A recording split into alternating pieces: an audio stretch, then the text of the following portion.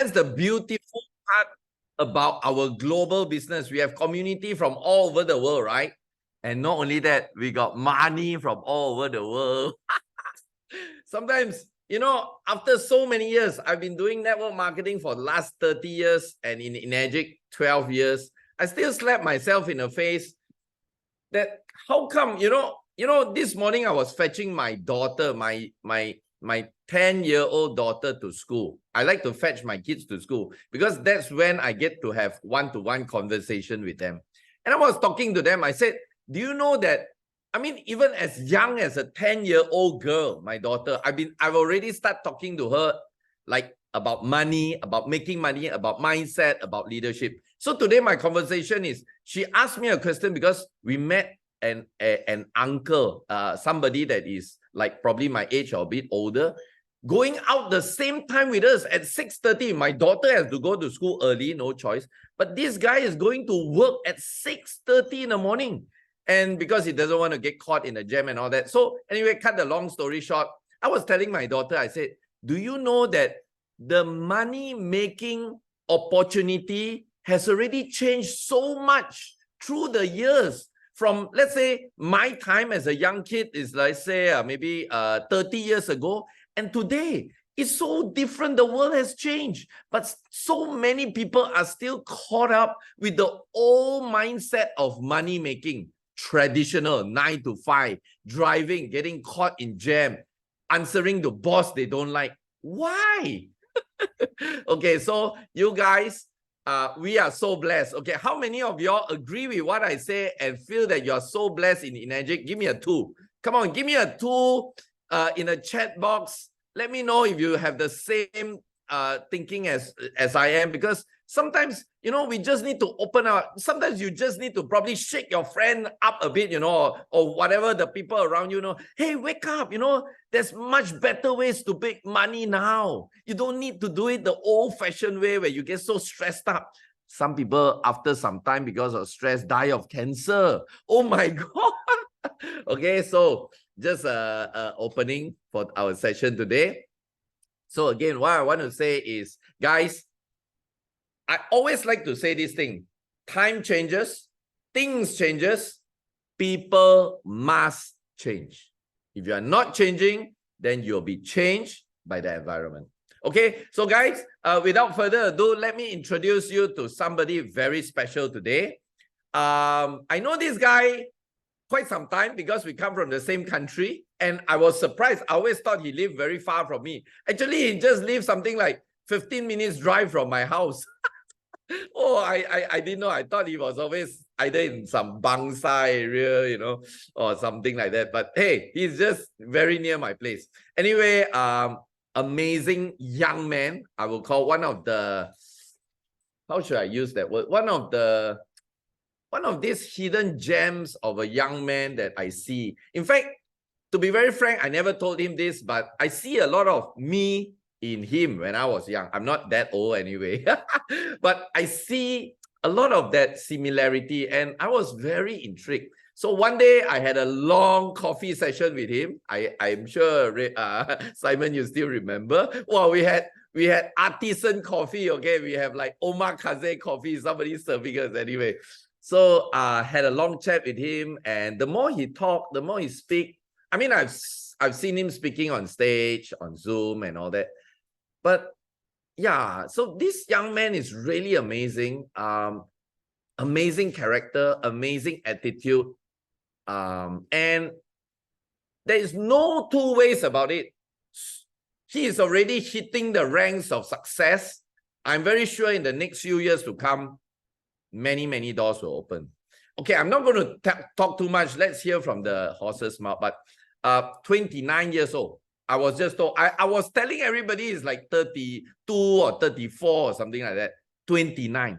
Started in Enagic 7 years ago, which means he started at 22. Guys, 22 years old. A lot of people still say, oh, no money, too old, too young, no contact, no this, no that. Come on, man. If this young man, Simon Low, can do it, no excuse. Hey, I got a 19-year-old, now 20 years old boy called Charger Tan here. Come from a family that doesn't have a lot, bought his own machine for the parents. Come on, there's no more excuse. If any one of y'all still come and tell me that, oh, my friend say, or somebody say the machine is expensive, I'm telling you, don't take it seriously. There's no such thing as expensive. There's no such thing. It's whether you want it or not. Okay. So anyway, guys, once again, let's put our hands together and welcome our star of the day, this amazing young individual, Mr. Simon Low. Welcome, Simon. Hello, hello, hello. Hi, Gary. Hi, everybody. Kangen Power Team. Morning, everybody. Thanks for having me here. Hey, Simon, we should thank you, man. You're amazing. Simon, from a distance, I always look at you and you know, like, wow, you know, I to be very frank, maybe I've not told you this before. I have a lot of admiration of you. At your age, you are, because I heard a little bit of story about like you were actually supposed to go on the usual route, right? Education and accounting and all those the same old stuff. But you literally took the leap of faith and go the other side. And that's the reason why I say you remind me of me many years ago, because I also took that route. You know, everybody, all my friends all leaving for overseas, the same route, right? Education, get a good job, work, retire, and all that. But I went on a different route, you know. But of those days, there's no social media, so I was freaking fearful, you know. I was like, oh my God, did I make the right decision? So let us know, Simon, give us a little background, who you were before Energic, you know. What's life like before Energic? Before that, I would like to thank you for inviting me onto this call. It's a pleasure to be here to speaking to about 44 people of your team. And before Energic 22 ma. So I started Energic 22. So before Energic, I was in university and I did a couple months of work in an audit firm called Price Waterhouse. Now, my family background is from my father's side, which I'm closer with. We're all in the corporate world: banker, lawyer, consultants. What else? Engineers, banker, accountant. So these all professionals, and few of my uncles are very successful in the corporate world. So I wanted, because you know, when I grew up, we always look for role model, a role model, and my uncle was the role model. You know, he was on 9 boards in Kuala Lumpur, in KLSE. You know, he was sitting on 9 public listed boards in Kuala Lumpur. He was a big shot. You know, he's a top banker. So before that, I knew nothing about business. So when you study accountancy, which is what I did, we want to look at, okay, I want to be like that. But one day I thought to myself, how many people that go into the corporate world can be like that? Probably less than 0.1%. You know, most of them just hang on to where they are for 20, 30, 40 years. So, but anyways, I didn't know any better. Went ahead, did my accountancy, joined the firm, didn't like it. And one fine day, but by the way, at that time, I already bought the machine. So buying the machine, I didn't buy the machine to join the business. In fact, I was not even interested in the business. All I knew from the 8 points where it was shown to me years ago by Thomas Yap or David Chang in the old office. Okay. Yeah. So Mingwei is my direct sponsor. He invited me. I said, okay, I'm interested in your machine. He said, hey, stay and see the business plan. I said, okay lah, my friend ma. So I stayed back. I had a look at the business plan. I didn't understand anything. 8 points, you know, everything. I didn't understand. All I understood was I can get my money back by referring some customers. That was all I understood from it. So I bought the machine. And then in the next 2 months, I sold about 20 machines. Not bad, right? Wow.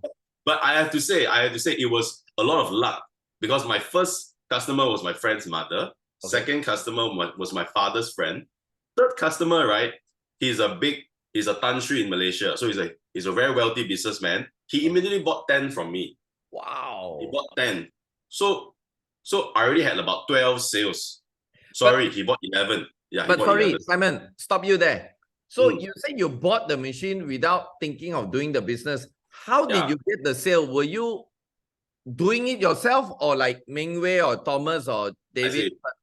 I always tell this story when I'm doing my training to motivate my team, because you know, a lot of people, they always call their upline to do demo for them, right? So my story was, I asked people, how many demos do you think my upline did for me? The answer is 2. Mingwei did 2 demo for me. Okay. The third demo, I already said, okay, let me try this out. It seems interesting. I bought the ORP meter. So the third demo onwards, I was already doing it myself. Wow. So I didn't do it in the sense of I want to develop business. I did it in the sense that I want to make some money and it seems interesting. Let me try it out, for the fun of it. Okay. So I was not taking it very seriously, but the money was pretty serious. Can you imagine, Gary, at 21? Yep. I started business when I was 22, but 21 years old, I bought the machine. 21 years old, and your income that came that month, my 8-point commission was about 16 to 17,000 ringgit. Ooh. It's huge, because you're talking about going for a job for 3,000 ringgit. No way lah. So that was a wake-up call for me. So I'm very thankful for that moment, because that moment showed me that this business can make money.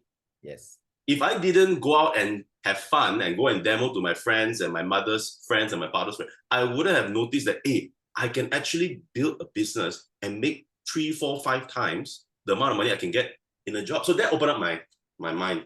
Okay. So that was how I fell into the business. Okay.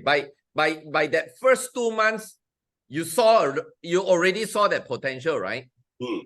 Okay. I saw the potential, but I did not take it further because I was still in university. I was still in my last year.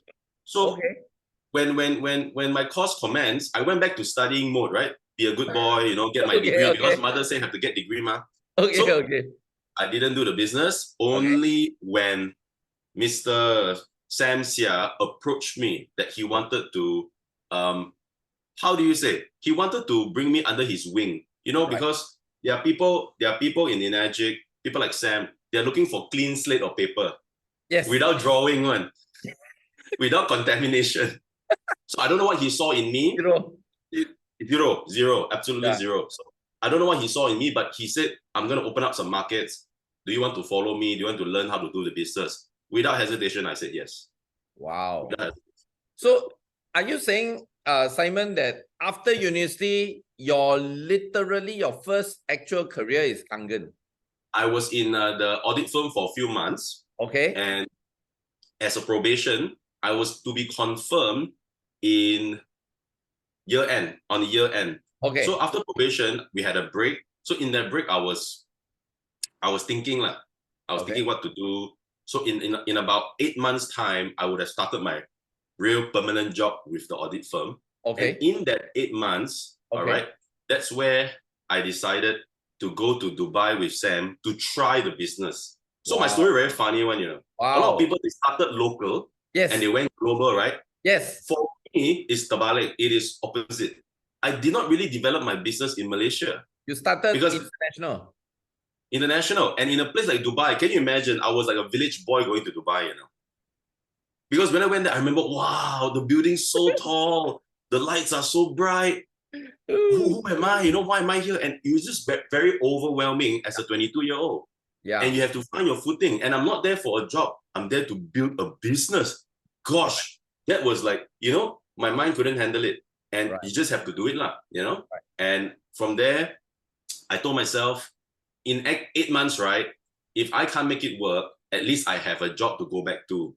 Right. So that was in my mind. However, in 4 months, where I felt that the business was going on good for me, I decided to tell the company that I'm not interested anymore. Because that was the moment where I felt if in life we have only 1 feet in the water, it will never bring us anywhere. So I decided to cut my possibility of a safety net. And that's where I really grew as a person. Yeah. You literally burn your bridges.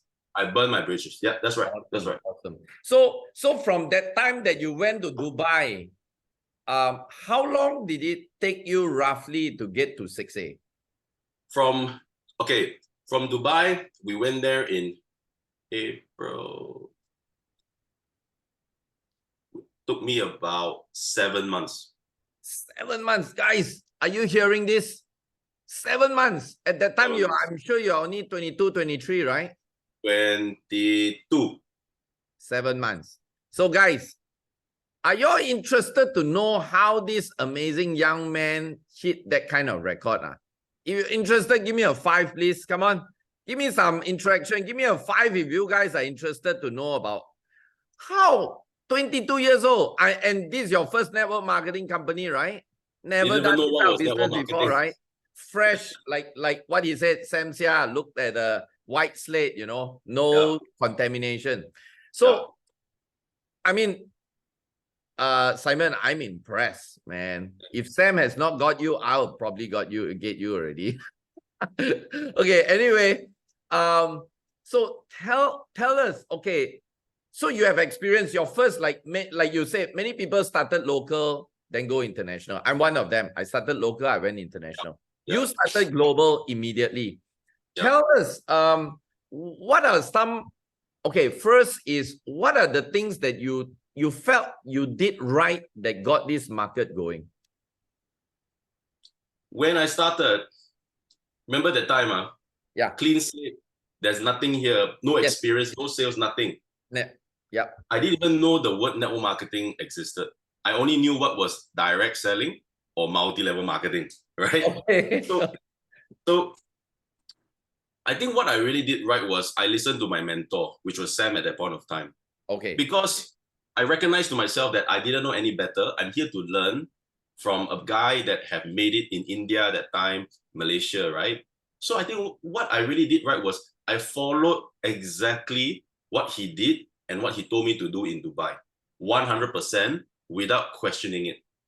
So I think a lot of people, when they come into the business, let's say Gary tell you something or Simon tells you something, you start to question it or you start to debate, right? And that's, you're doing yourself a disfavor. But what I did, because I didn't know any better, I opened up my mind, I opened myself to my mentor, guide me to the path. I follow everything that he did. So prospected every day, went to events every day, because you have all these apps like Meetup, Eventbrite. There's another app, I don't remember the name, where I can literally attend meetings, networking events, seminars on a daily basis in Dubai. Every day got one. Wow. High quality, low quality, free, pay 100 ringgit, don't pay money, everything is there. So it's whether you want to book yourself every day. And sometimes a lot of people have this thing in their mind. I go and spend my money, go there. What if no results? That is where the challenge is. That is where the problem is. No results. What do you have to lose by spending 3 hours or 4 hours or even a day in the event? So I had nothing to do anyways, because remember, when I went to Dubai, I knew nobody. Zero. Zero. I don't know anybody I don't even know what Dubai is. What is Dubai? So every day I was in one event of another just to network, exchange name cards, and build my network in Dubai. And it took me months, 2 to 3 months, to really get my footing in the country, in the city, and get people to know me and to call me back to learn more about my business. So that's what I think I did right. I spent about 2 months to really network with people, the right people in sales, people in direct selling, people in business, whatever, own their own company, even employees, no problem. And from there, I got my first few gems and then started the business. Wow. Yeah, it's not very complicated, but it was hard work, because as a 22-year-old, there's a term called fake it until you make it. You cannot show that you are new. You cannot show that you are young Chico. Because people don't want to do business with a 22-year-old fresh off the boat from Malaysia, They want to do business with somebody that is experienced. So in a way, I had to repackage and re-examine the way I present myself. And that was something that I needed to do. And I think I did a decent job, because I managed to attract quite high-profile people. Like when I say high-profile, they're already successful in their business, to join me in Kangen. Right. Yeah, so I think that is what got me my first success in Dubai, to get the right people. Wow. I think you hit a very powerful point there, Simon.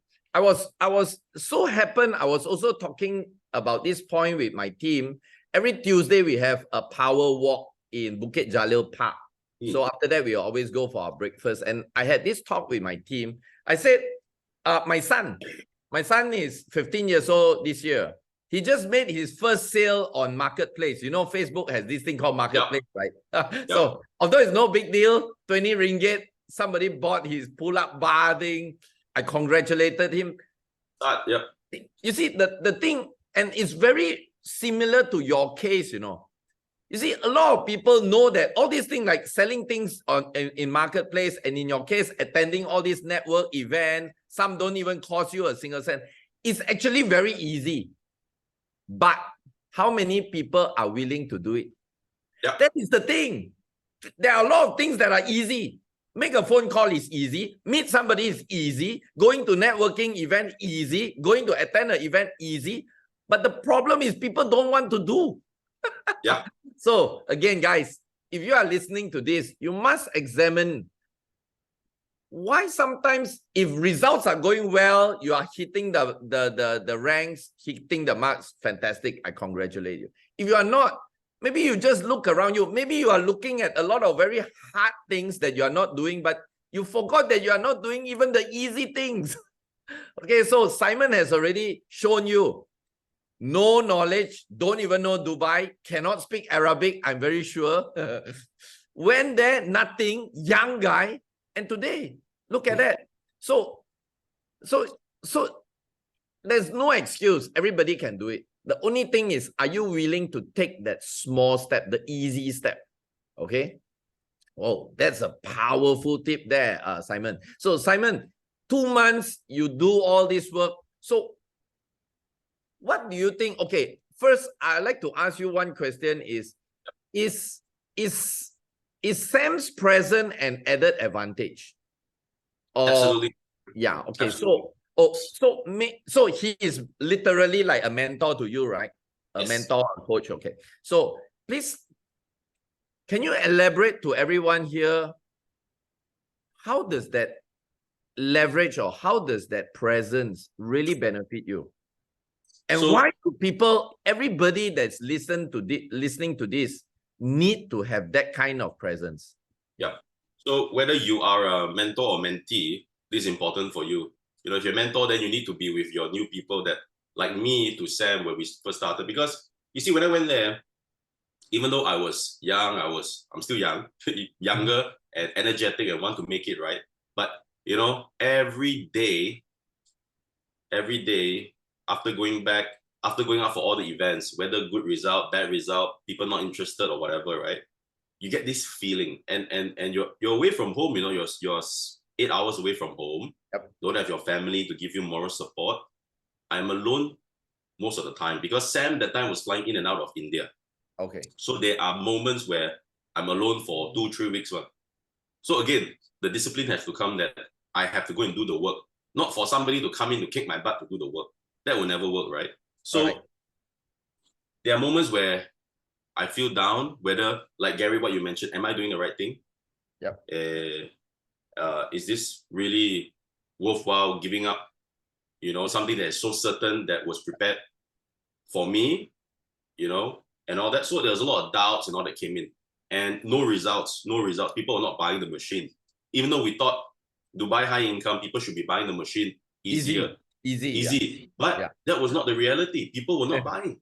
People were not trusting because no company, no machine, you know, one guy from Malaysia, talk, why should I buy? You know? So Sam did, he played a major role in my success there because sometimes we have coffee and I told Sam, tak boleh tahan really, cannot really, no sales. I'm burning money because remember, when I went there, I buy my own flight ticket. Wow. Food in Dubai was very expensive compared to Malaysia. I know. Yeah. Malaysia, you can eat a meal for $5 US. There you're talking about $15-20 US, you know. So food was very expensive. I was holding on to whatever saving that I had. Wow. Because I treat it as my own business. A lot of people, they don't treat it as their own business. That is the problem. Because when you treat it as your own business, then this is nothing, right? It's not a big money. So burning money, no results. But Sam, all he said to me was, Simon, don't worry, it will come. So he gave me that, I still remember just like yesterday, he gave me that comforting backup that, okay, relax, you're doing a lot, no result, just relax, keep doing what you're doing, the results will come. So he had this conviction that the energetic business is so good, there will be people to take it up. Don't worry about it, just do it. So his presence there was very important, and that's what kept me going. If I didn't have a mentor like that you have given up. I would have given up. Honestly, I would have given up because it was very tough. Yeah. So guys, thank you, Simon. That is very reassuring. I'm very sure you have heard me saying this for the 1,000th time. Not having mentor, okay, no issue. But chances of you giving up, chances of you not making is very high. Having a mentor also is no big deal. But chances of you making it also very high. So it depends on which high you want, okay? I'll be talking about this, okay? So thank you, Simon, for reaffirming this point. So, okay, Simon, I want to retract back again, to go back again. So you were young at 21, you bought the machine, and then you started. What got you convicted with this product or this company? What made you feel like, hey, this is something for me, or something genuine, something legit, Right. What got you in confidence about this whole thing? I think, let's talk about two things. One is the product and one is the business. I didn't care too much about the company at that point of time, honestly. Okay. I didn't bother what is Energic, how long they've been around. It didn't matter to me at that point of time. I look at the machine as how it is. Okay. And I had an ionizer before. It cost about 1,000 something US. Okay. When Mingwei came and do a demo for me, the machine was not working. Alkaline 9.5 was showing green color. So immediately I decided to buy the machine. Okay. And the main factor was to buy for my mom because she was asthmatic and had eczema. So in terms of the product, saw the demo, made a decision pretty quick. Price wasn't an issue. Price wasn't an issue. Price, I never thought about it. I that time I was not even making money. All right, I was a student. But where did you get your savings? I got my father to use his credit card and I pay him back. No, okay. I got no credit card, man. From the 2 month sales, from the first month sale, already more than, because that time the machine was 12,000 ringgit. 12,000 ringgit. In the first month, my income was already more than 12,000. Yes, correct. So fully paid already. If I didn't do that, then I have to pay every month. No? Correct. So from the savings, but thank God. So that was my driving factor. I don't want to pay for my savings. Right. Go and sell. But in terms of the business, to be very frank with you, when I saw the 8 points, no motivation. It didn't hit me. When I saw everything, nothing. And then when I went to the event, that time it was not called the EKW, it was called the 1 day business training by Full House. So I think Sam, Thomas, David, they were speakers there. Yeah. Again, good event, but again, I didn't, not much. Not much. It didn't really move me. I tell you what moves me. It made me go into the business when I went to Sam Sia's house. I'm a very practical guy. So when I went to somebody's house and I see that he has a huge house in a neighborhood where it's going to cost millions and millions, validation, that hit me more than any paper that I can see that you draw in front of me. So that's me.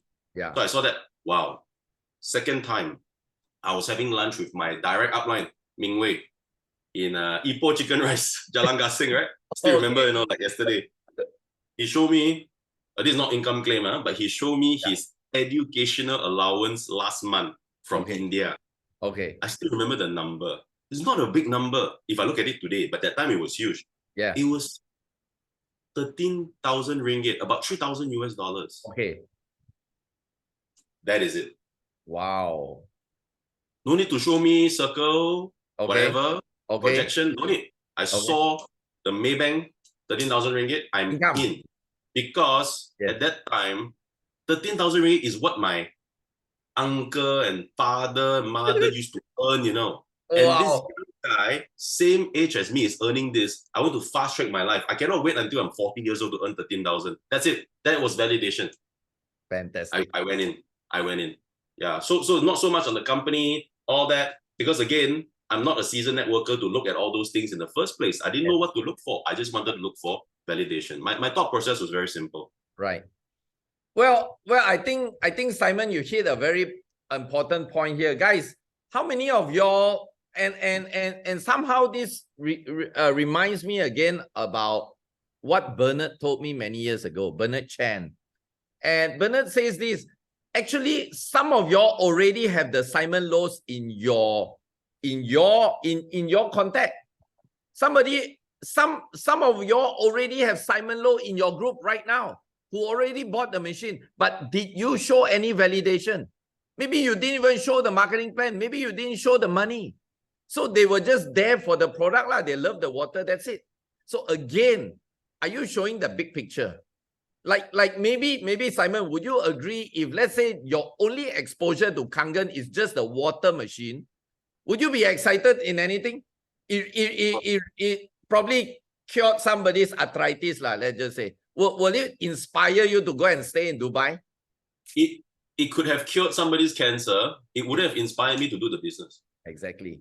I would just say that is a damn good product. That's it. That's it. That's it.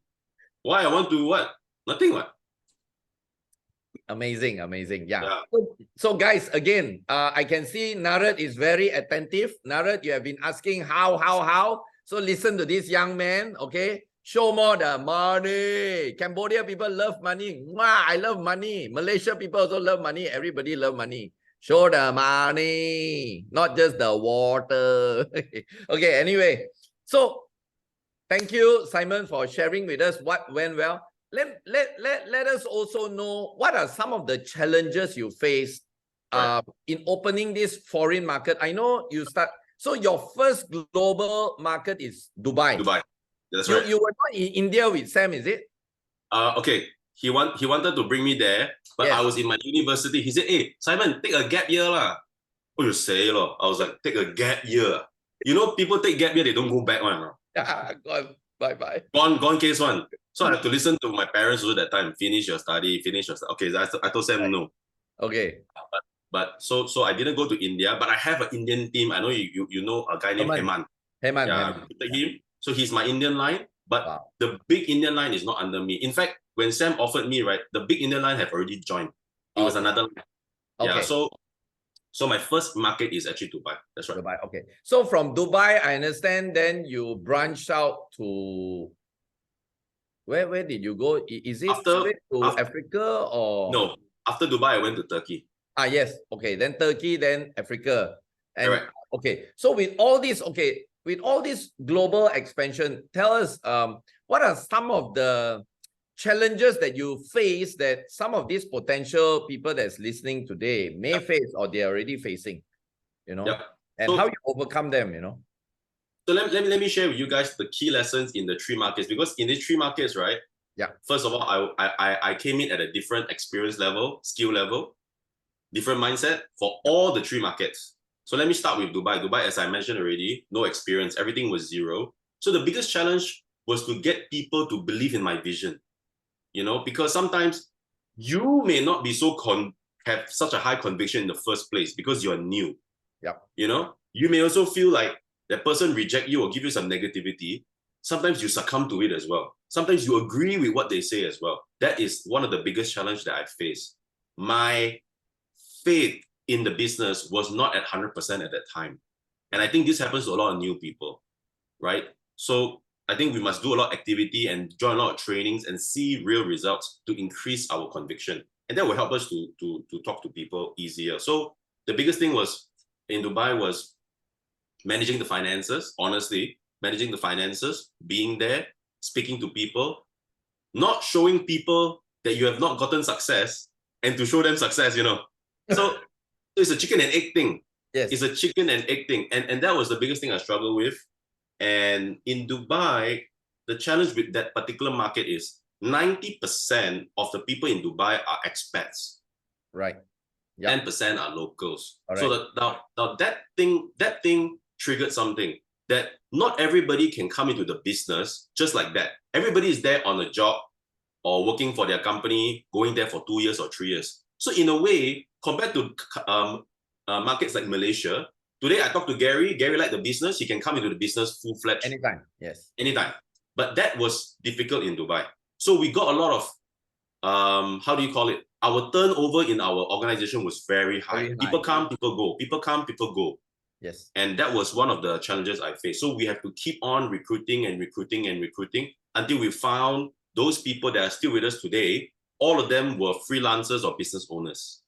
Wow. That's why they managed to stay and do their own business and not having any pressure from their job. And in Dubai, because the place is so highly competitive, if this person come in and don't make money in the first 1 or 2 months, bye-bye. Bye-bye already one. But that was the pressure, a pressure on the upline to help them make money, So there's a lot of pressure. Yes. I'm here to help you make money, because I need to help you make money so that you stay with me. It was a whole crazy thing. So that was the main challenges we faced. But blessing is from Dubai, we managed to branch out to other countries. Right. Because that's the hub, right? That's the hub, right? A melting pot. Yeah, it's a melting pot. It's a hub for about 100 over nationalities. So that was our key intention for Dubai market, is to connect. Right. And Nigeria wouldn't have happened if I was not in Dubai. Wow. So that is the latest market. So Dubai, that was between 2016, 17, and half of 18. Then after that, I went to Turkey. Now, Turkey was a brand new ball game. It was not because of Dubai. It was, we did some Facebook advertising because, again, we knew nobody in Istanbul, in Turkey. Okay. And I would say less than 10% of the people in Istanbul speak English. Okay. Language was a huge problem for us. Wow. So we did advertising on Facebook in English. So only English-speaking people will click, ma. Okay. You do in Turkish, we are finished. Everybody come, we don't know what to do. So, Simon, you did a Facebook ad in Turkey. That's right. And why you chose Turkey of all the countries? Number one is Turkey has a population of 80 million. Okay. Income level similar to Malaysia. Okay. High GDP, and there are a lot of network marketing companies. I think the metric, right? A lot of people ask, I'm sure they have asked you as well the same question, but a lot of people ask me, how do you determine this is the market, this is the market, this is the market to go to? Because there's so many markets in the whole world. I said, you don't look at too many economic metrics. You're not an economist. Yes. You're not to set up your factory and all that. You're there to recruit people, right? The only thing you have to look for is, are there a lot of network marketing companies? Right. Are there successful networkers in the country? Just on these two metrics, right, is more important than any other indicator. You just go and try your luck. You know, so Turkey was one of them. We did some research on a few markets, so that's why we went there and started the advertising. Yeah, so just based on, are there many companies? Are there leaders? Are there Amway? All that was there, doing good. Went there. Okay. Yeah.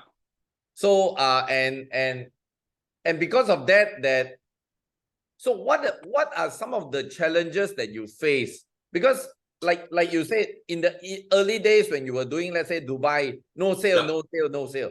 And you are still doing the demo. Every day you are doing the demo and the presentation, the marketing plan, right? That's right. So what made the shift? Is it that they are not buying because they are still testing out, they don't have that conviction yet? And if people want to go overseas, do they also need to be like you to test the market out, like do for a couple of months with no result whatsoever, even though they are pouring in their investment there?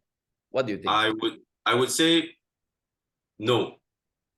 Okay. Because I took the long and hard way, but sometimes the long and hard way works. But let me use the Nigeria experience as the best way to differentiate how I would do a new market today compared to when I was 22. Right. Now, going to Dubai with no contact, sweating it out for 6 months without any sales and all that stuff, doing demos literally 3 times a day. But we can say, I got my results, I made it there.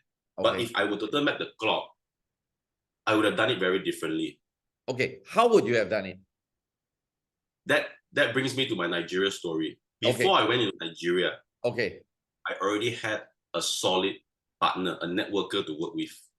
So rather than going to Nigeria, not knowing anybody and start the ground from zero and to build the trust, I was already building trust with a Nigerian since 2019. Wow. And because of COVID, his own export-import business got affected. We couldn't start the market. So actually, this Nigerian project was already in talks. I was talking to the guy since 2019, but it only commenced in 2022. I was following up with him for about 3 years. Okay. Because I know this is the guy. Right. I know this is the guy. So I didn't give up. So when I went there, right, he immediately have his tribe of people for me to talk to. Wow. So I look back in Dubai, 6 months, go out and try to grab people to come and see me, you know. And this you don't know who you are grabbing. You don't know who you are grabbing. Are they employee, business mindset, or cheater, liar? Don't know also, don't care. So when I went to Nigeria, I already had a seasoned networker businessman that already has his group of people. I went there and boom, started it. So my results in Nigeria was much, much faster. But of course, looking at the other side, if I didn't do that in Dubai, I wouldn't have gotten the market to get the guy in Nigeria. So sometimes we may not have contacts in those countries also. Yes. But if you really want to do it, then you have to do it the hard way. Go there, talk to people, and get it done anyways, you know? Yeah. In other words, you have to start somewhere.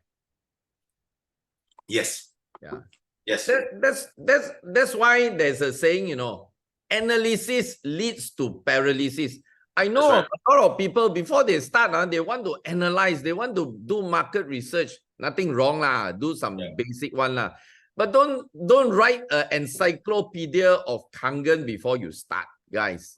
You see, sometimes we just need to try it out. Sometimes, hey, guys, I mean, think about this. Has Simon not gone to Dubai, he may not have Nigeria. So again, sometimes, like in my case, I look back, some of the failures that I have in my previous network marketing business led me to where I am today. So should I try to avoid those? I cannot avoid, because if I don't have those experience, if I've not gone through those, I would not be here. And sometimes this bad experience, or what you call as your failure, I don't like to call it failure, I always call it an experience in life. Some of these so-called failures are necessary. So what we need to do is just go through it, learn from it, grow from it. So yeah, I mean, what Simon said is very true. And also I want to add a point there. And again, Simon, thank you for validating this point, guys. If you want to build a football team, go and look for footballers. I know sometimes it's not easy to find network marketer, but you can find them one. I already told you there are many ways to do it, right? Keep on going to network marketing event. Now you have Google, you have Instagram, you have all these social media. Find that. The reason is very simple, you know. Now, if you go to all the traditional business owner, that most of them also don't like network marketing. Now, even if they buy the machine, even if they want to do the business, what are the chances of them succeeding? You know, there are possibility. I'm not saying 100% won't succeed. There are possibility, chances low. But if you are going to a pool of network marketers, they already got contacts. That's number one. They already know how to present the plan. Number two, they already know what to do. Number three, the only thing you need to get them is to say yes to you. Many will say no. I guarantee you this. I'm sure, Simon, you also have experience, right? Many also said no to you, right? So what? What's the big deal? Won't die, right? The only thing when you talk to network marketers is you just need them to say yes to you. If they say no, it's okay. No. One yes, and it's a Simon Low, done deal forever, my friend. How powerful is that? So thank you, Simon, once again for reaffirming the point. Seriously, guys, you want to tembak, you want to shoot, sorry, tembak is a Malay word. You want to shoot, and let's just say you have limited bullets. Okay, let's say you have limit. Actually, we all have limited bullet. Our limited bullet is our time, guys, time. You only have 24 hours. Minus all the thing, probably you only have 3 to 4 hours working one, you know. Yep. So your 3 to 4 hours working, you want to simply machine gun, you don't have machine gun, no more bullet. Network marketer, I'm trying to tell you, okay? So just to reaffirm, JV is a network marketer, Romy is a network marketer, Cynthia is a network marketer, Bernard Chan is a network marketer, Pierre Chan was a network marketer, Sam Xia is a network marketer, I'm a network marketer, proven. And Yep. now Simon Low is also a full-fledged network marketer. Yep. So but became in yeah, exactly. So again, guys, please remember, you want to shoot. I know you not everybody will join you, but at least shoot at the right spot lah. Okay, thank you, Simon, for that reaffirming. Simon, with your team spread out all over the world, you know, you have people, or how do you actually connect with them on a regular basis, or how do you keep them excited? I'm very sure there are moments of ups and downs, right? I'm very sure you also have people that, you know, sometimes due to certain things, ups and downs. How do you actually keep them motivated? I would say, you know, when you have teams around the world, time zone is a big factor, and it's not really realistic that you can be in touch with them all the time and all of them. It's not realistic, honestly. So we have to make sure that the first 2 to 3 levels of leaders below us we are in touch with those 2 to 3 levels.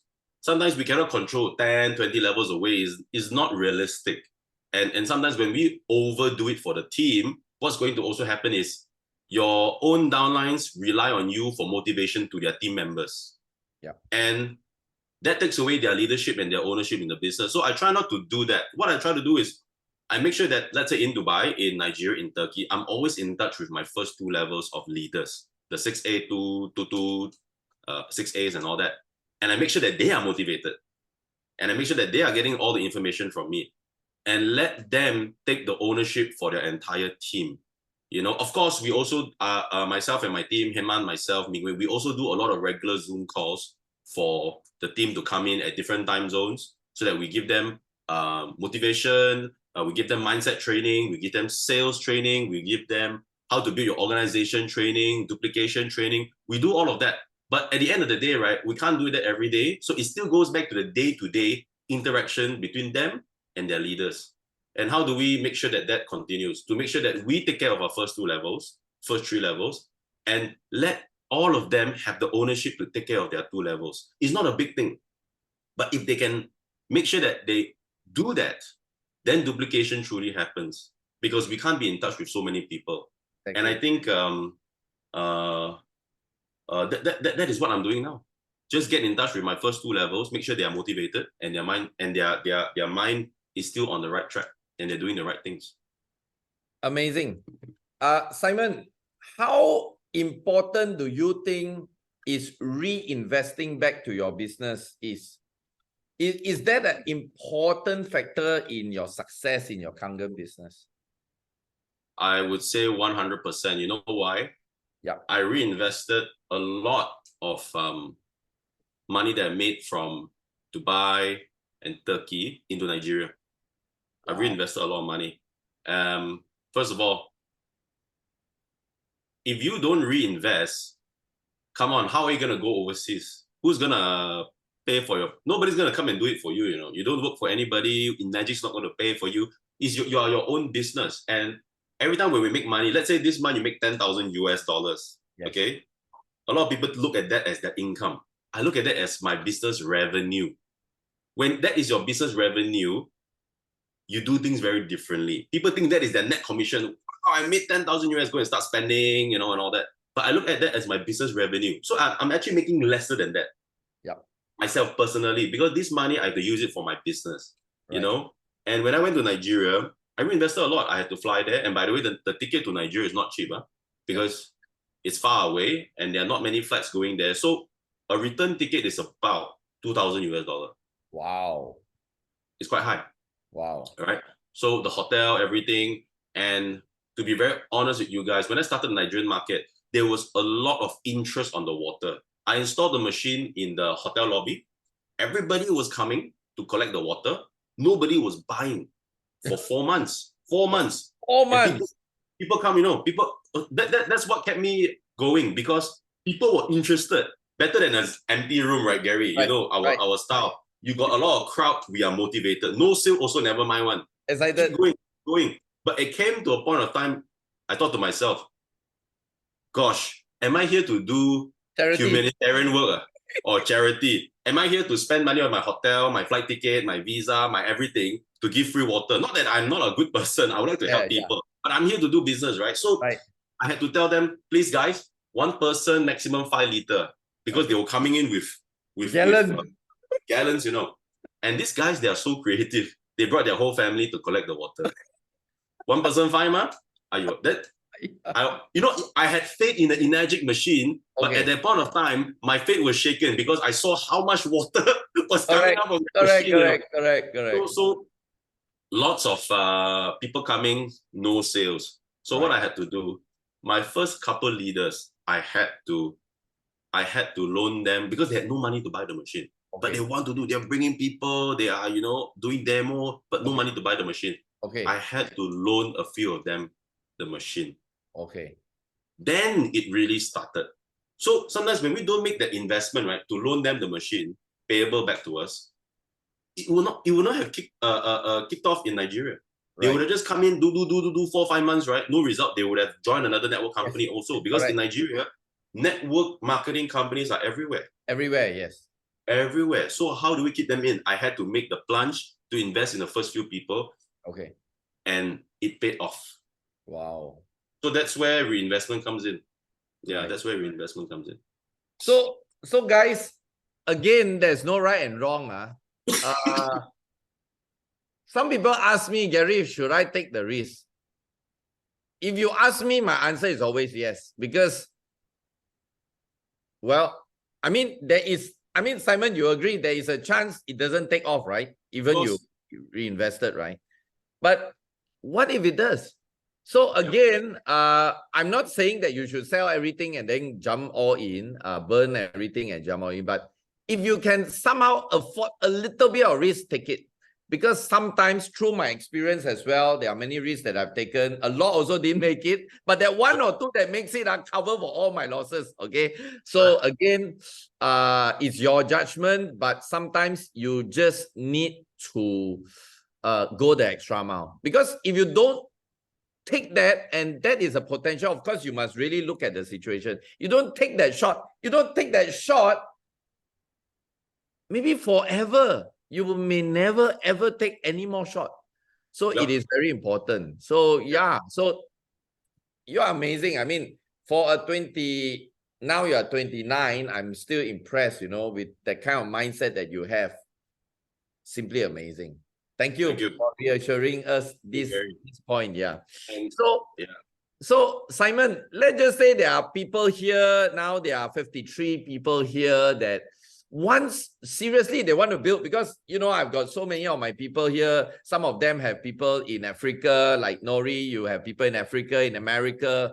Now, what is your greatest advice for people who also want to do global business? What's your greatest advice to them before they take the plunge? Example. Let's take an example of, I personally, there are 2 routes you can take. Route number 1, let's say you have Nori, right? Let's say you have a person in US.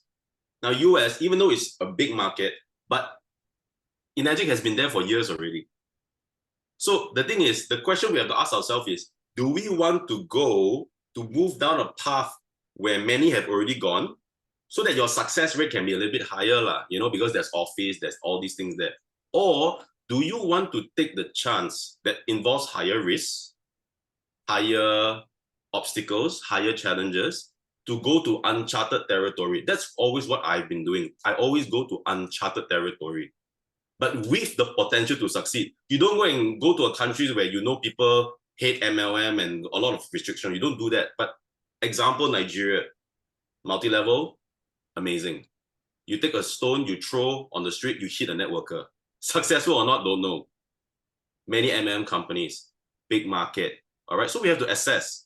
All right, and if I can hit it big in that country, then I'll be the big winner. I don't want to go into a big pond where there's already many fishes, you know, or even sharks, right? But I want to go to a pond where there's no fish yet and I want to be the biggest fish. So sometimes we have to make that decision. But this path has a lot more resistance. You have to spend more money, you have to spend more time, you get more rich, all these kind of things. So my advice is you have to choose which one you want to go for. Not to say that you go to US or UK, it's not going to work. You may build a huge line there. Please go for it.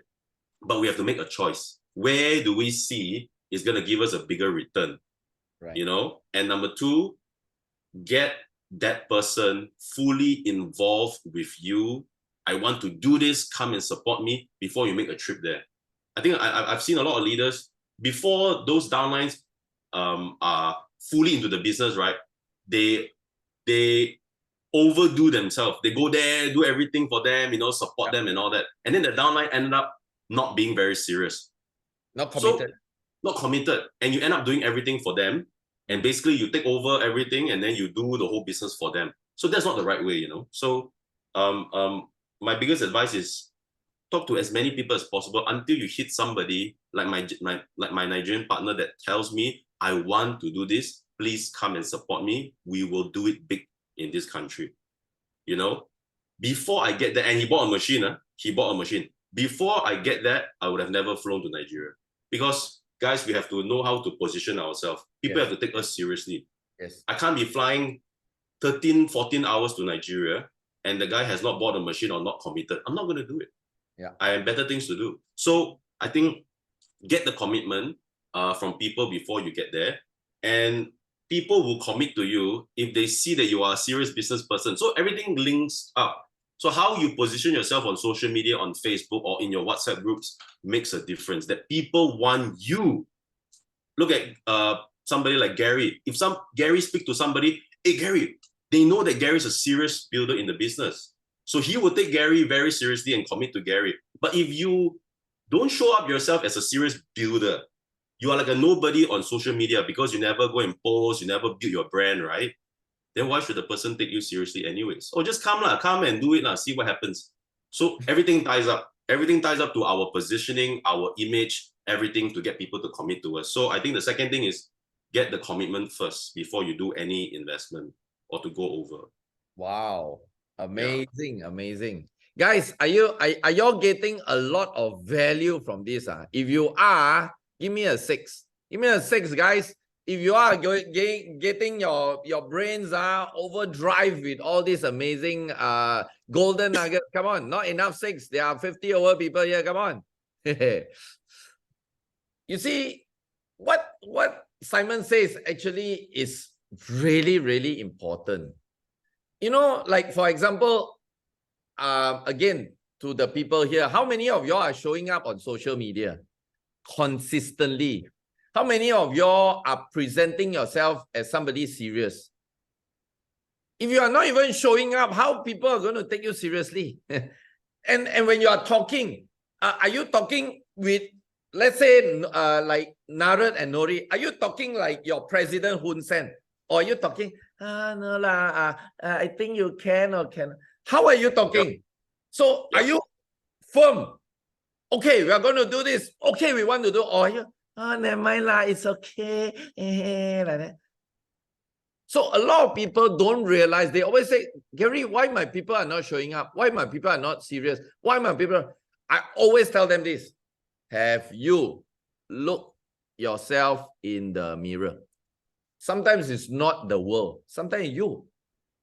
I'm not saying that we need to be like whatever, but you need to at least improve yourself. Okay, if you are not, then do something about it. So if you are not on social media, keep showing up. Keep showing that you are serious, that you mean business, and show some results. It doesn't mean you need to have big results to show. You can show whatever results you have. People will still take you. And of course, what Simon you say is very true also. There are a lot of people who once, like you know, open Dubai, open Turkey, open Nigeria, or like me, open Cambodia, Philippines. But they don't want to go through the pioneering pain. Very painful. Yeah, it's so painful. I'm sure you know, right? Wow, if you look at my back, full of scars, I'm sure also same with you, right? So it's like, I was telling my team today, including my son, I said, everybody wants, you know, all the big results. Everybody wants to be like the champion boxer, you know, but nobody wants to go through that journey. Okay, so guys, same like what Simon has talked to you just now. If you want to start big market, you want to be amazing, outstanding, just be prepared for all this. The pain will go off after some time. I guarantee you this, okay? No matter how painful it is, it will go off after some time. And then no matter how heavy the rain, the sun will shine on. Am I right, Simon? I think what, you know, being in opening the markets and being in the business for 7 years, as long as we can master something called emotional detachment. Emotional detachment. You know, somebody, let's say you go to Nigeria, right? Or wherever the country you want to go to. Or you have this thing in your head. I travel all the way here. They should listen to me and all that. Wrong. People don't care how long you came. People don't care who you are. They care about what you can give to them. Yes. And a lot of people, when they go to a country or spend a lot of money go there, they have this thing that I have to sign up this person, I have to do that. But I think I have managed to go to a level where I can be emotionally detached from the results. I do not let it affect me, because if you let it affect you, how long can you stay in the market? So if this person come, talk nonsense, say no, it's okay, thank you for your time, next. I don't have time to be emotionally affected by them. So you just go in like a robot. I was a robot. Don't want, it's okay. Don't want, it's okay. You want, work with you. And you meet somebody that you feel like, wow, this is the person gonna make it big, right? And then he may not feel the same way, or he may not have the same, somebody say in the comment, I commit, but they don't commit. So what will happen to a lot of people? They start to chase after them. They start to compromise their position. You start to give yourself away. I do everything for you. You don't have to do anything. All these kind of things, right? Big mistake, right? So we must be prepared to be emotionally detached from the outcome. If the guy, even though he's a big networker, you feel that he can do big, but he's not showing the results or what you want, next, it's okay. We must have this abundance mindset that there is hundreds of these people in the market. I don't need him. So once people feel like, well, this guy, he doesn't show desperation, means he's steady, right? The more he wants to join you. So that's how life works. That's how people psyche work. And we have to know how to manage ourselves and the people. Right. Simon, I still remember we had that coffee in Pavilion. And then you remember you said something like, you said, actually, all this market research, all this not really important. Most important is you find the right person, right? And then you said something about certain qualities of the person that you actually look for. Can you share with us what you tell me that day? The quality, the ideal lah. I mean, of course, not everybody is perfect, but some quality in a person that you actually look for. Actually, I don't remember exactly what I said that day, but I would let me do it all over again. It's number one, network marketing experience. Okay. They could be all kind of skin color, all kind of attitude, you know. I don't care. Yes. Do they have network marketing experience? As you said, Gary, correctly, when you bring a networker, right, you just have to let them understand what is the price of the machine, how the plan works. They get, okay, point 1, 2, 3, they jalan already, they start moving. You know, when you get in a non-networker, how about it? Wow, 6 months, they still don't understand what they're doing. We don't have the time, especially if we're doing a new market, you know, overseas and all that. So we don't have the time to do that. So I would say network marketing background. Okay. Eager to learn. Yes. Coachable. And honestly speaking, I like to look for the networkers that are not making money. Okay. If the guy is making money, why? Either he will do this as a part-time, extra income, which is not I want. I want somebody that comes in full on. But the challenge with that is, if the guy has no money, how would they buy the machine? So that is like, the chicken and egg. So again, those people have no money, go and find somebody that can buy the machine, use it on your name.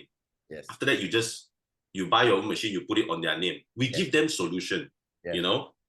I try not to talk about Tokore and all that. I don't like it. So qualities. So networker, hungry. Yes. coachable, and if possible, they are already a trainer before.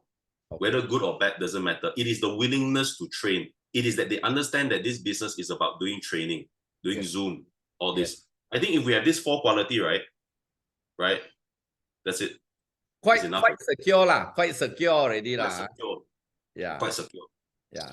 So guys, I mean the signs are very clear out there. You can actually test these things one. One of the things that I used to tell people is, you see, especially when it comes to the word coachable, and that's the reason why sometimes I tend not to look for overly experienced people, because overly uncoachable. That's right. Yeah. And then when they're uncoachable, never mind, they want to argue with you. That's when you go into argue mode, no point already. You waste your time. Even you win, also you lose. So don't go into that.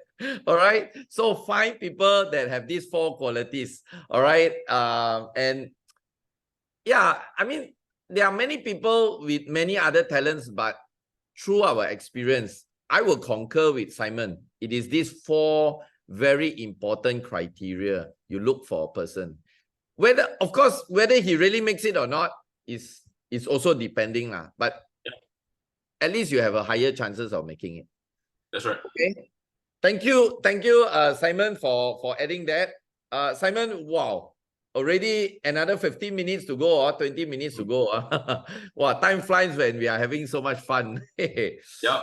Simon, if you have a time machine, you have a time machine and you can get back to 8 years ago, when you started, or 9 years ago when you started, what would you have done differently? And with what you know today, with everything that you know today, now you get to go back 9 years ago. What would you do differently?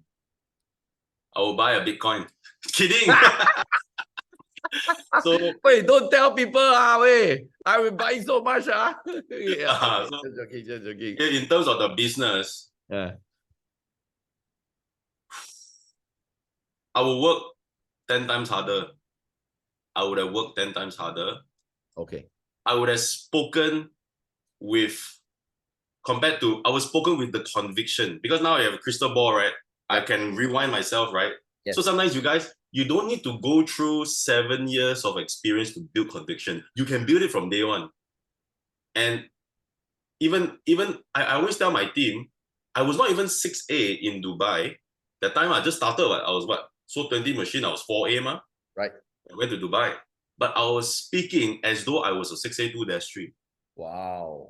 Talk no need money one. As long as we are not misguiding them or cheating or cheating or lying.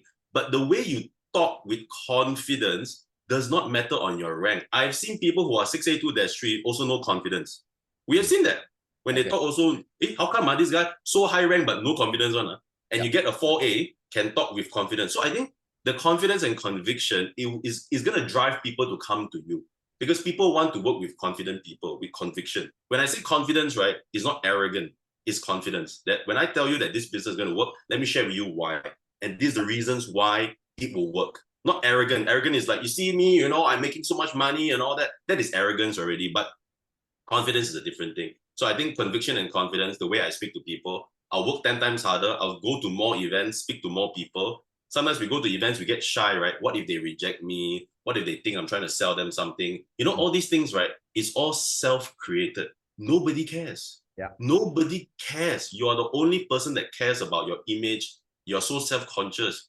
Actually, right? Nobody cares. People even want you to approach them because they themselves don't want to approach you, So nobody cares. So stop thinking about how people will look at you.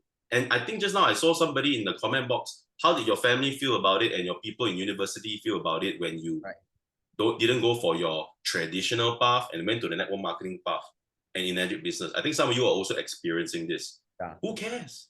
They are not going to pay your bills. They are not going to be feeding your family. It is you. So again, it comes to your own conviction. If your conviction is strong enough, all those things don't matter. And then I would say I would have duplicated my team a lot better. My biggest mistake in Dubai was I over-supported my team. Let me tell you this story. Over-supported means I was the one doing all the demo. all the training, everything A to Z. Simon Low was like a hotline, 24/7 one. Oh, Big mistake. Big mistake. So you know what happened? When I left Dubai, I was staying in Dubai for about 2.5 years. 2.5 years, like pretty much permanently there. And the moment I left, right, I have two downlines came to me. Both of them were already 6A, I think. 6A, even 6A2. Cried, we cannot do this business without you. Gosh. oh my God. They cry to me, say they can't do the business without me. Oh Unbelievable, God. right? I didn't blame them. I blame myself. What did I do that caused this? Why are you crying, saying that please don't leave? We cannot do this business without you. That is my mistake. I overdid it for my downline. I did not create a duplicable system. Right. I was doing everything for them. Because why? I wanted to prove myself, man. I wanted to make use of my time. I don't want to say that, oh, you do lah, I'm not going to do. I didn't want to do that. So I was doing everything. Right. So I was overdoing it, no duplication. And the moment I left Dubai, they have no choice but to grow up. That's where the sales started coming in. Right. Because they have to grow up and become a leader of themselves. So I think that those are the few key things I would have done differently if I were to turn back the clock. And that's where I think I did it in Turkey and in Nigeria. I duplicated my team from day one. I set the expectation right from day one that everybody take care of your 3 levels. If you're if you're further than 3 levels from me, talk to your upline before talking to me. In a way, you're also creating the uplines to have more ownership. Because Gary, there are some people, right? 10 levels away from you, none of the uplines are doing anything. Yeah. They're telling people all that, but they're not building the business. It ended up those people come to you, Yes. Yes. And it's not healthy, right? It's not healthy. So I set an expectation right from day one that if you're within my 3 levels, I'm gonna support you. And that made those people join faster. I want to be in Simon's 3 level. You get what I'm saying? Yeah. All these things, right, creates a lot of good effects. Right. And everybody wants to be in that guy's 3 levels, in that guy's 3 levels. I don't want to be 10 levels, 20 levels away from them. So that also speed up the sign up. And every time I get a message from them, I said, have you checked with your immediate upline? Yes. If you have not, check with them first before coming to me, Right. And just create the expectation, which I did not do it in Dubai. That's where the mistake was. But Dubai had to happen for you to learn, and then you got a better result in Turkey and Nigeria, right? Everything was perfect. Everything is planned. Everything is meant to be. Everything was meant to be. Yeah, that's right. So, I think what Simon says is perfectly right on. Like actually, I've been told this when I started my network marketing business years ago, that network marketing is just like a family. In a family, a healthy family, healthy, except for if the child is a special child or those abnormal and all that, that's different. But if it's a healthy family, we always let the child to be independent as fast as possible, right? But I've still seen that parents are doing so many things for the child, even though they are so big. Is it good? Is it a good thing? I don't think so. And then, just like what Simon you face, when the child don't make it in life, guess what? They blame the parent. That's what I see over and over again. So if you ask me, the child is basically just like a plasticine, right? You mold them, right? So that's right. If it doesn't work out, it's not the child's fault, your fault. So the same thing is network marketing. As leaders, sometimes we need to be cruel to be kind. And that's the reason why a lot of my people will know this. When they come to me for answer, I don't even give them the answer. I'm very sure Nori and Narat, you agree, right? Always you ask me, I will ask you back the same question. You ask me that, I said, what if like this, like this? I don't give you the answer, not that I don't love you, but I want you to think. I want you to learn. And when you think and learn and got the answer yourself, you are better. Then I just say, then you ask me a question, I give you answer. Every time you ask me, I give you. Then you will never learn. And then one day, Gary Gan no more. How? Zero.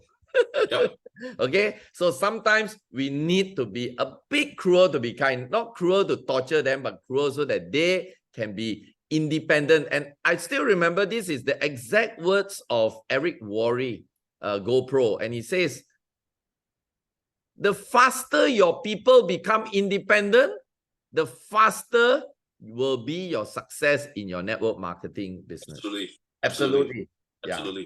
So guys, how many of y'all are really creating independent distributors, or you are really creating dependent distributors? This is very important. Yep. Okay, thank you, Simon. Wow, my last two questions to you. If somebody comes up to you and say Kangen is very expensive, what's your answer for them? The machine or the machine, right? Let's say machine. Yeah. Let's say, because you see, my approach is mainly business approach. Yeah. So, but let's talk about, some of you are having product approach, right? Yes. So you want to sell them the product, and they're saying it's expensive.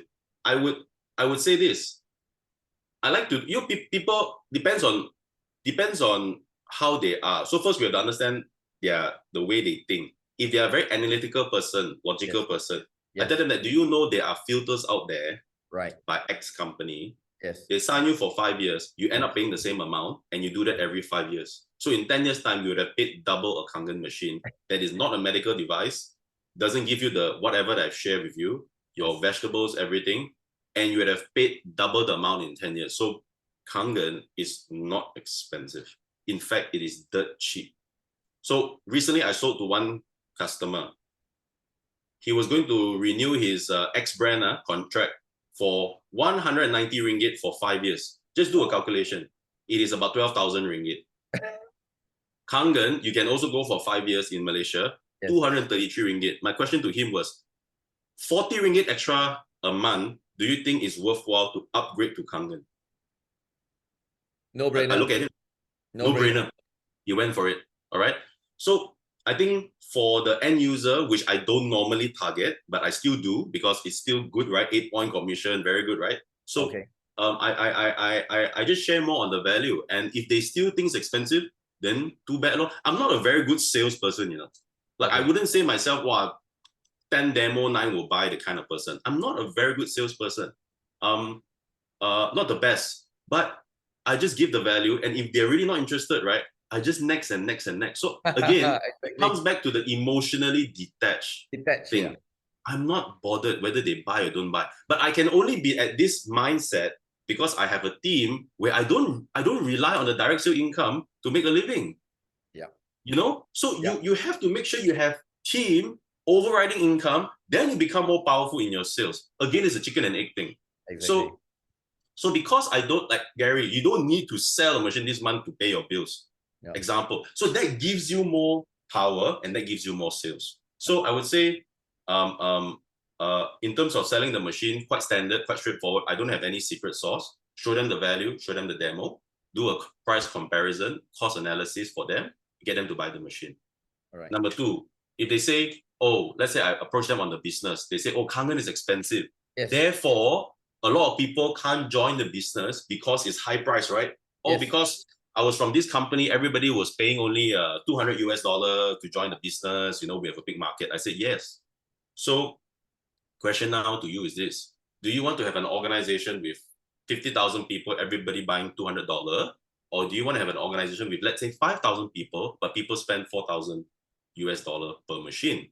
And mind you, this $4,000 can be paid across installment, and the monthly amount is even smaller than your sign-up fee there, but you make upfront commissions today. So you make your own judgment. Do you want to do that or do this? And here is medically certified, top quality product. And I show them the 682, you know, 682-3. They can make X amount of money every month. And what is your investment today?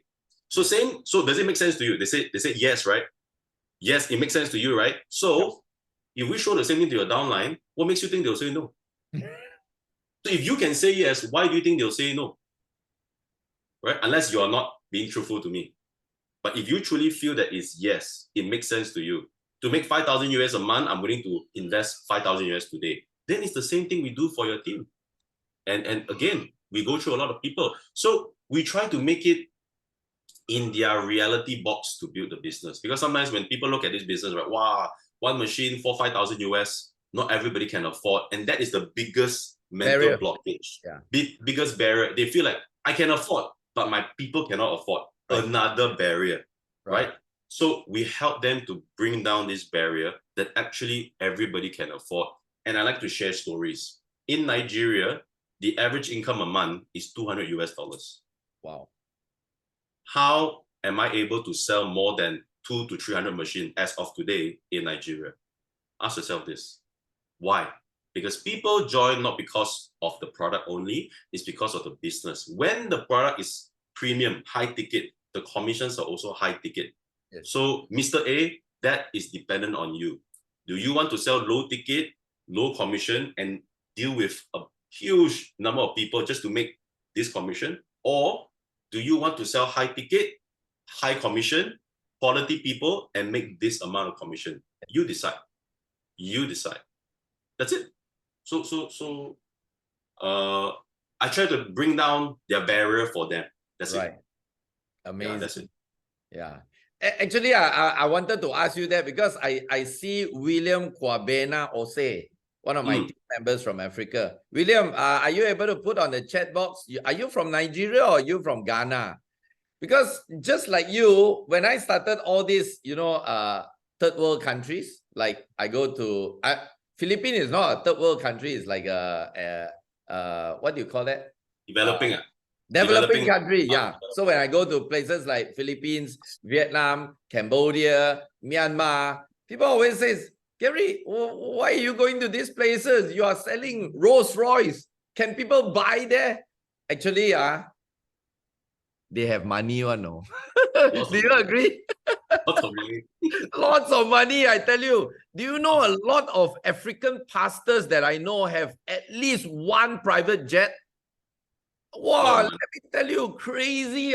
You think Africa no money? Plenty. Okay, where's William? William, William has from Ghana. Yeah, William, put your question on the chat box there. We'll ask Simon. I have a lady that came to me telling me, I love this business. Simon, please help me. Yeah. I need to start. I got no money for the machine. I have my business to run. I said, you just have to make it work. Yeah. 2 weeks later, she came to my hotel with money for 2 machines. So, got money or no money? So sometimes we don't have to buy into the stories, so we just have to detach. We just have to be detached. No money, then go and find. So we have to no money, go and find. Go and loan. Yeah, that's it. I got nothing else to tell you, but just go and do it. How do they receive you compared to their colleagues in Nigeria? I don't understand that question. Charger, maybe you just unmute William. Just for William, because William has always wanted to do Africa. Are you able to unmute William? Yeah, I think Simon, I always like to tell this story, When people say no money, all these, I always tell them, if let's say your mother is in a hospital, need 10,000 USD, the doctor said, don't operate, will die. Can you tell the doctor you got no money? So you are right. Don't listen to people's BS, there's no such thing as no money. Whether you want to find it or not, whether you want to do it. If you don't want to do it, even $10 also no money. That's right. So that's the fact. Okay, come, William. What you want to ask? We don't understand your question, William. Okay. Thank you very much. All what my friend is saying is very true, and I could see that it is actually a practical example that he's giving to us. And I want you to be pardon me because I'm in school, since the noise is too much. But I no have problem. A question. Your question, William. What's your question? My question is that how do they receive you as a foreigner from outside compared to their colleagues in Nigeria? I see. Most of our colleagues receive those who have been on top, ready to receive their message, more than those who are the ladder tail, ready to be climbed. So I see that they receive you more than their colleagues in Nigeria. That's how I've been doing the business of the experience that I have. how did you go about it in terms of receive from other colleagues, Nigerians? Okay, thank you, William, for your question. I understood the question, maybe Okay. not 100%, but I think I understood the question. Is that there are certain countries or cultures in the world where they would welcome a foreigner more than their own people. I think we have seen that in India, and I saw it in Nigeria, whereby the trust level on a successful foreign leader is higher than a local leader, even though successful, speaking to them. I hope that is what you mean. You meant, William. So, and that is the thing where my Nigerian leaders have a limiting belief. Simon, we need you to talk to this guy. We need you to talk to this minister, this politician, this big pastor, because you are from Malaysia, the trust in you is higher. If I succumb to their BS again, I would have done the same mistake that I did in Dubai. Because all this to me is BS. Why? I said, don't you feel that you are enough and capable to speak to even the president of Nigeria? Do you have that confidence to speak to the president of Nigeria or Ghana tomorrow to do a demo?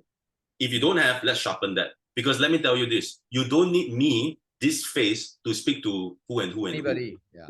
You are enough. Please get through that in your mind. The moment you feel you're not enough, that's where people will feel that you're not enough. So get through that barrier first. So rather than doing it for them, I help them to shape their mindset that you are enough. Do not feel that you are inferior in terms of your skills and your knowledge on the Kenyan business. Yeah. It's about the mindset. It's about this one. Yeah. Skin color, country, Not important. doesn't matter. Yeah. So same thing. Today, if I want to present to our Prime Minister in Malaysia, I will go and present to him. I don't need somebody from Japan to talk to him. I will talk to him. So do you have that conviction? And as leaders, we help our team to have that conviction. And you have to be prepared to let them screw it up. If we are emotionally detached, oh my God, wow, William, you have connection to this pastor. We want him. It's okay, William, step aside. I do everything. You are doing William injustice because you're not making William feel that he is enough to do it. Yep. So I am willing to lose the pastor, to lose the politician, to lose the minister, just to give my leaders the confidence that they need. Because at the end of the day, it is the leaders that will stay in the market to develop the business while you're gone. Not that pastor or minister or politician that would buy 1, 2, or even 10 machines. So what? I'm not bothered. So again, I told one of my downlines, he said, this guy's a big man. He's very important. You know what I told this guy? His name is Benga Oyolede from Lagos. I said, Benga, you are more important to me than this minister. He said, what? I'm more important than him? He's a big, millionaire, don't know what, billionaire. I said, no, I don't care about him. You are more important to me.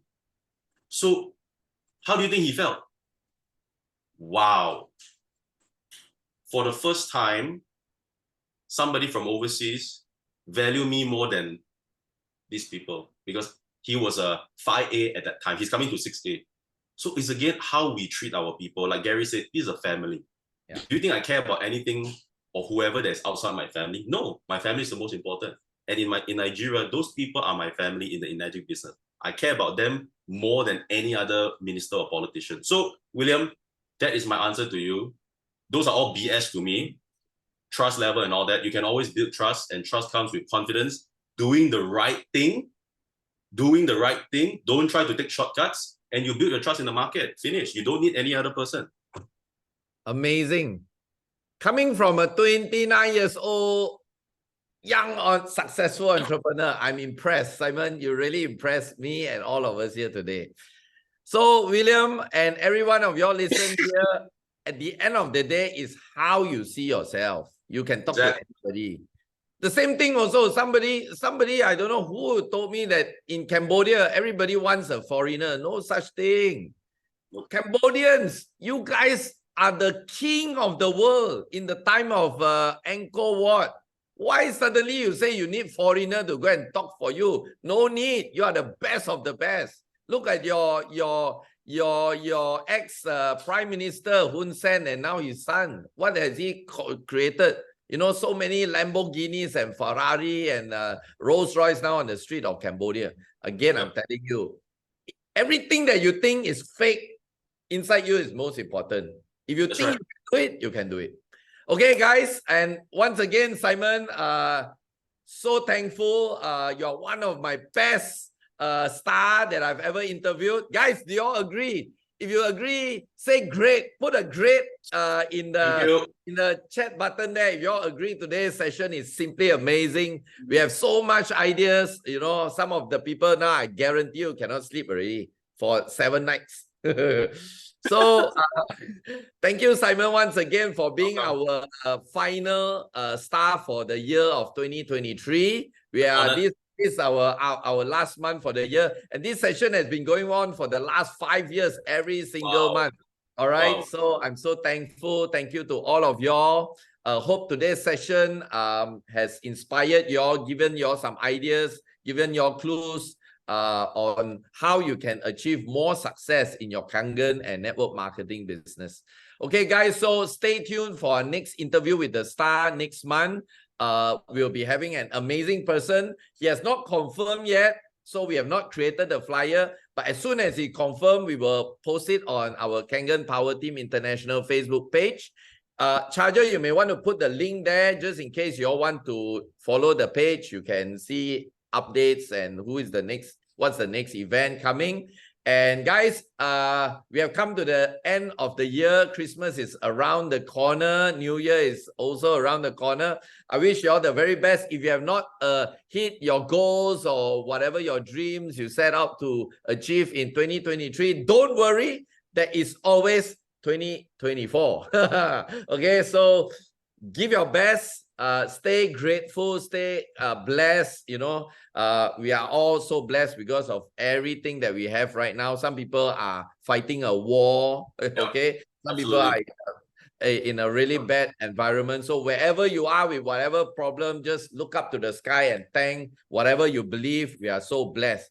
So once again, Simon, it's been a great session with you. 1.5 hours.